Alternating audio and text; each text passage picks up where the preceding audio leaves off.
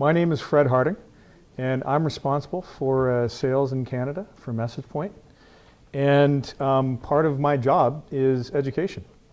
I get to talk with a lot of really interesting people at events like this, trade shows, as well as one-on-one with customers, prospects, as well as partners. So what I thought I would do in my time slot here is tell you a little bit about Messagepoint and ask a couple of questions. What is it that we're hearing in the marketplace from our customers? And I'm going to frame it in terms of business challenges.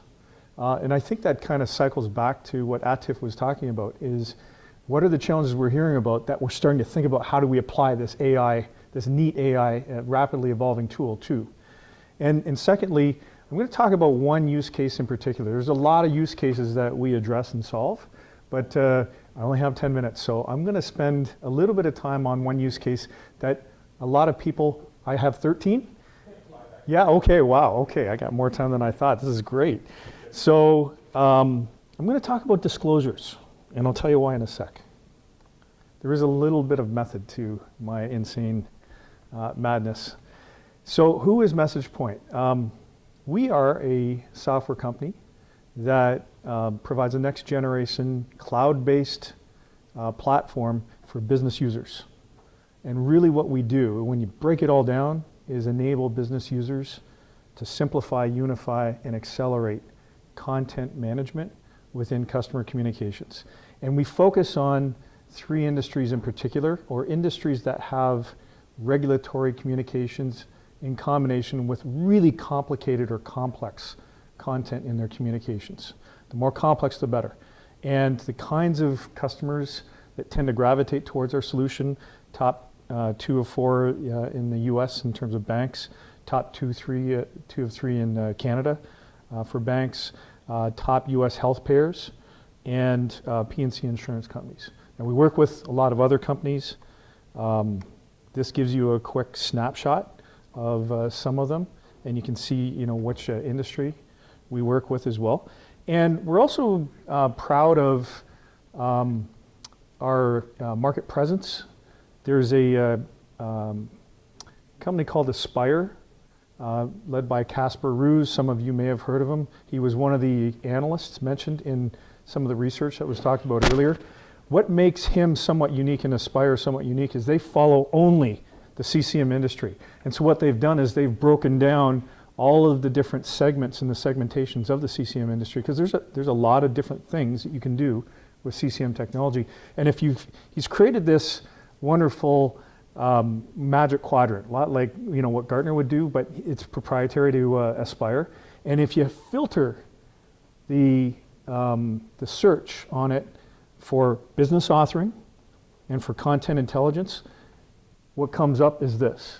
And we have an area in that particular quadrant that we're proud of, which is furthest up and to the right.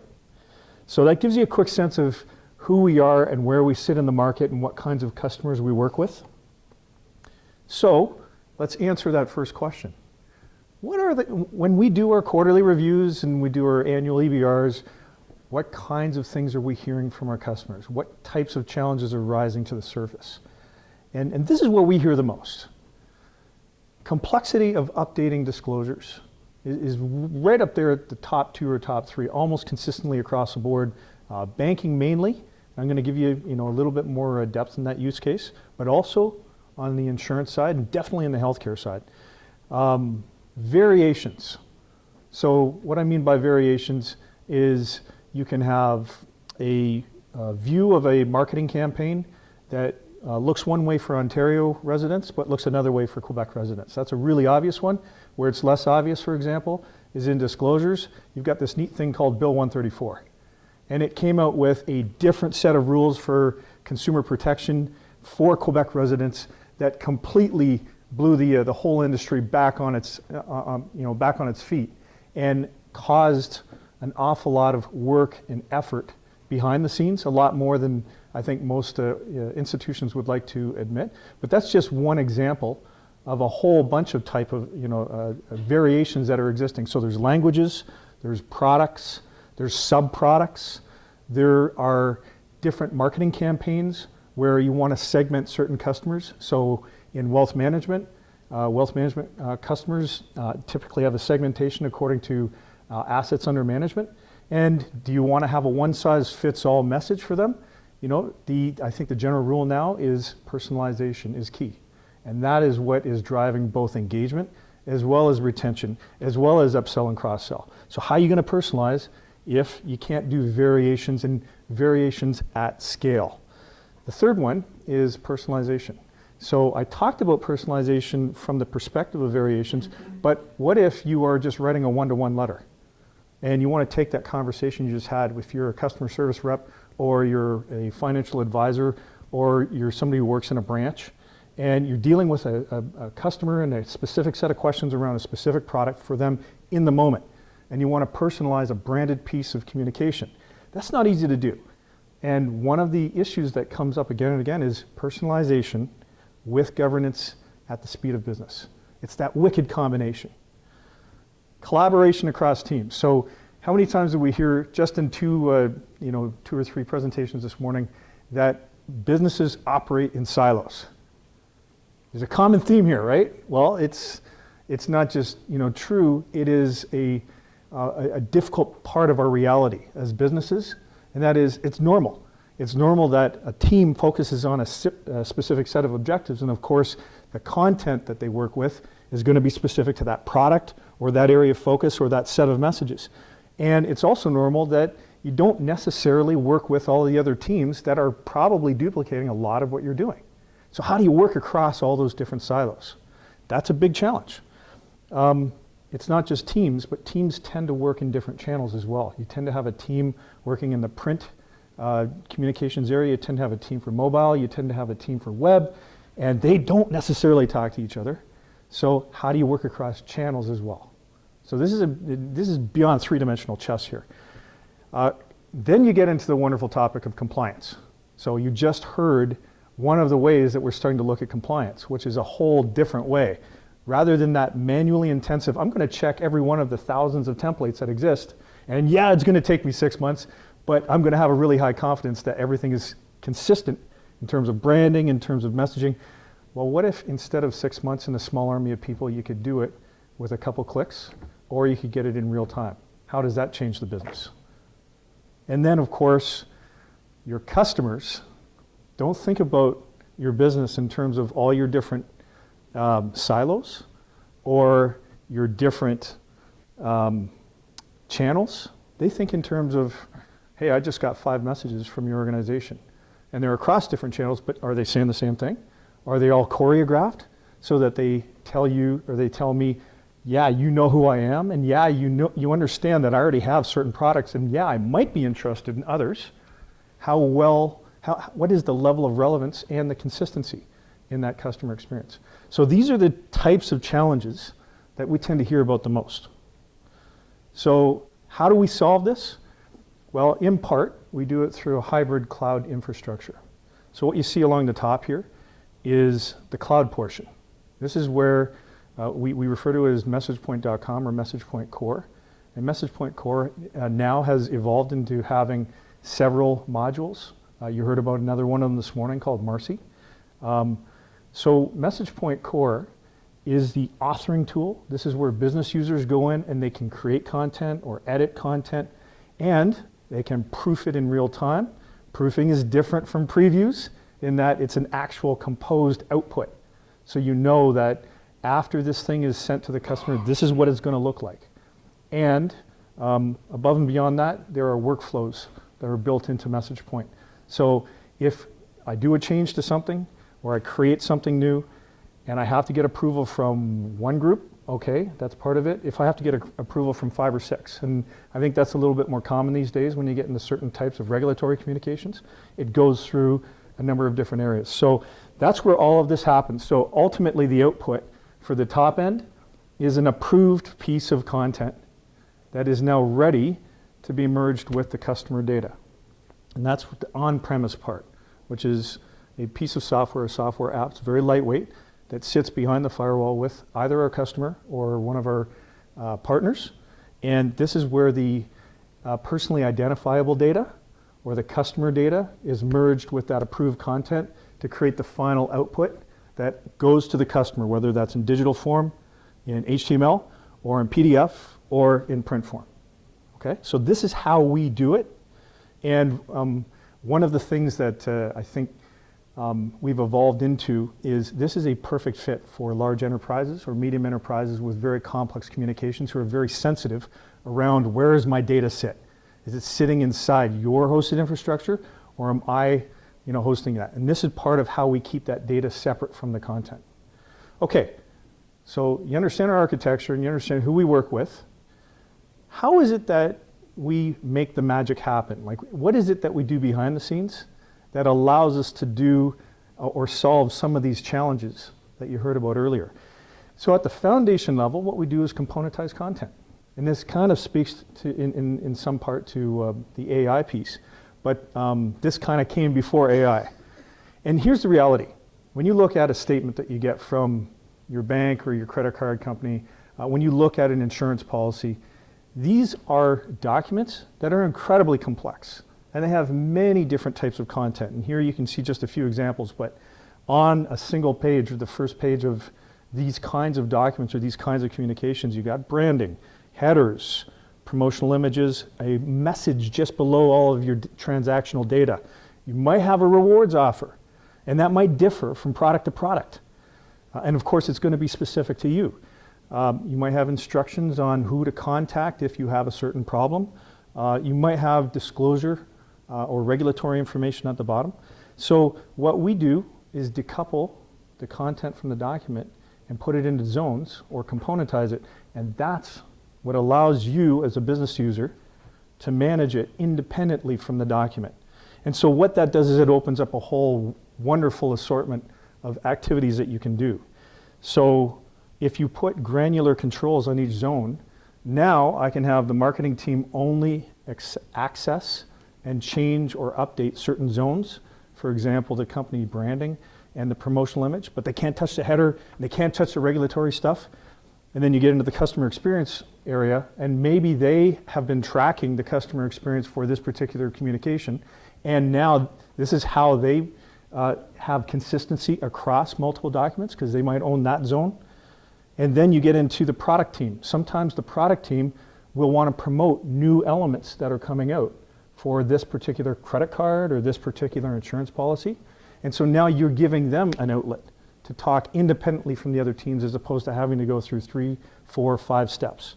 So what you're looking at here is collaboration across business divisions that are normally very segmented and very siloed. Because one sector stand, because we've enabled this at a foundational level, now in turn we've also enabled the ability for multiple teams to collaborate on the same document or the same communication. So we've all heard of distributed authoring. What if we have 10 different people on the same marketing team, but they all have a different part in the communication? Now you can have 10 different authors contributing at different stages along the way for a marketing campaign. So in other words, your email, your print, your mobile, all of your different marketing teams across different product lines can now contribute to the same set of content. Stan.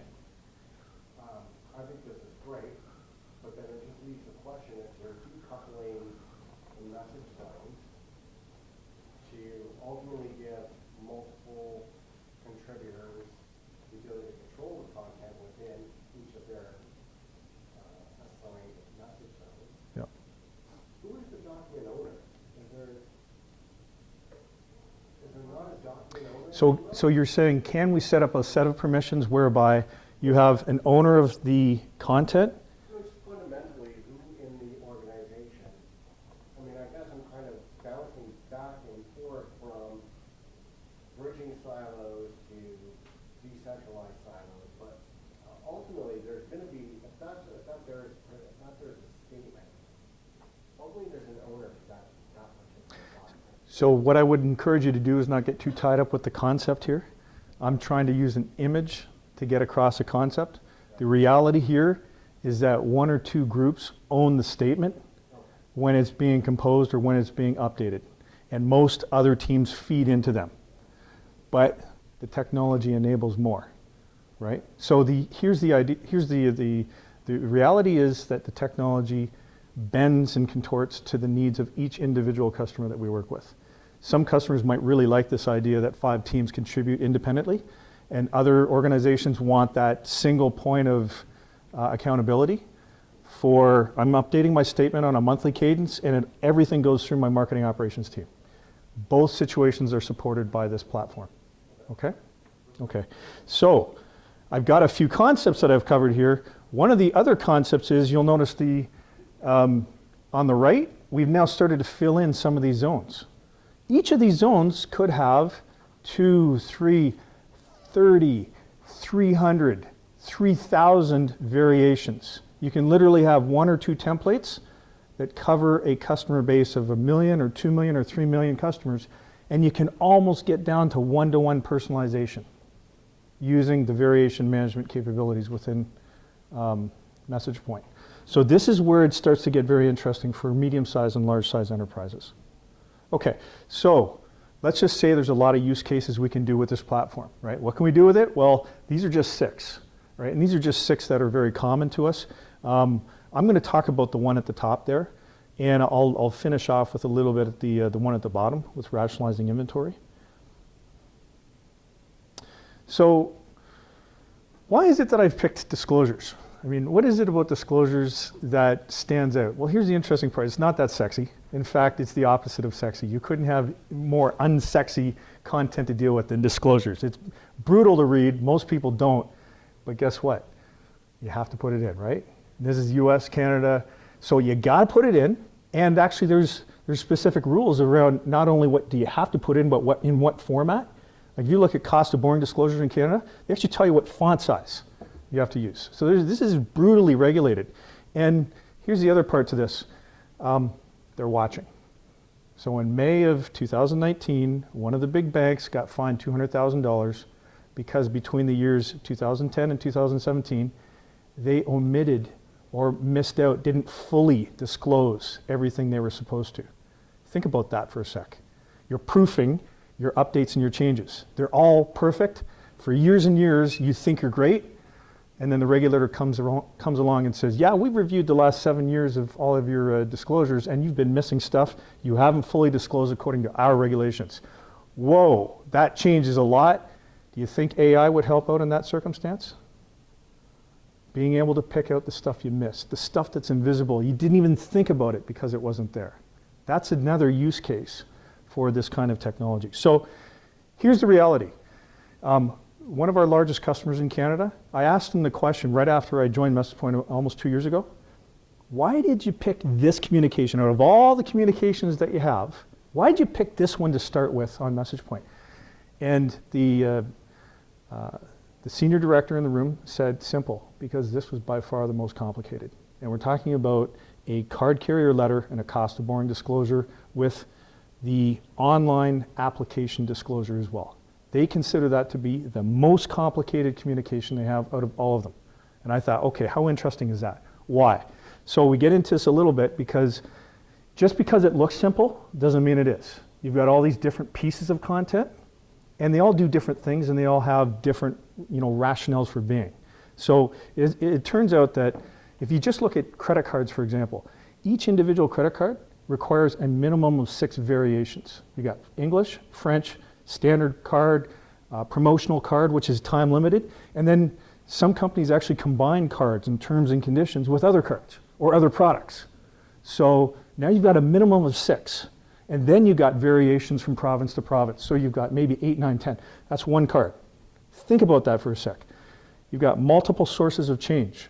So the regulator in Quebec came out with Bill 134 a year and a half ago, and it took most institutions a year just to retool to keep up to date on that, right?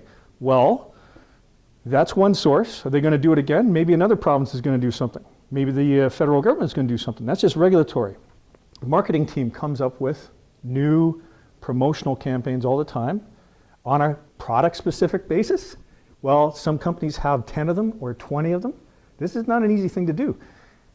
And then you got the product team. The product team is always updating, like I'm picking credit cards here for a sec, but you've got insurance policies, you've got reward programs, you've got travel points.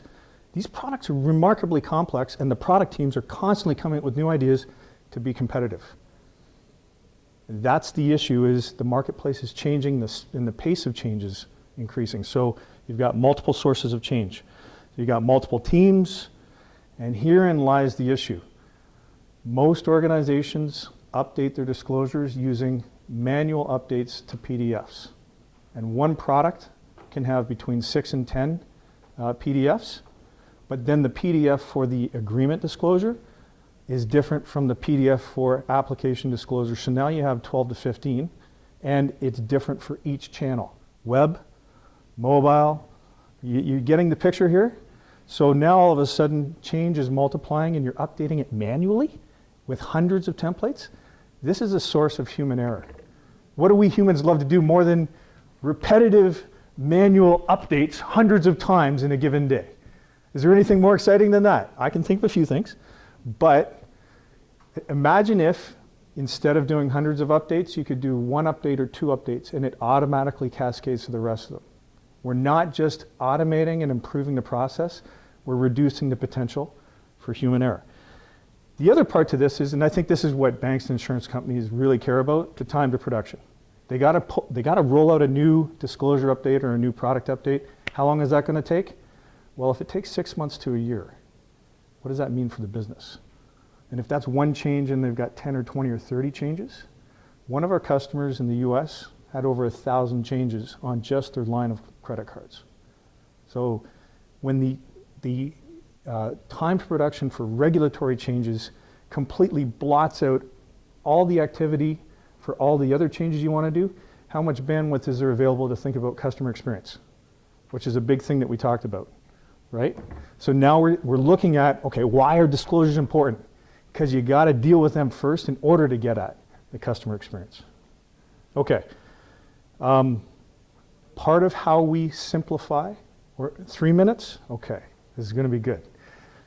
Part of how we help simplify change management with disclosures is a modern approach. And I already touched on this, which is get out of the game of updating hundreds of PDF templates, get into the game of a modern SaaS-based platform with a master template where you make one change and it automatically cascades down to all the variations intelligently.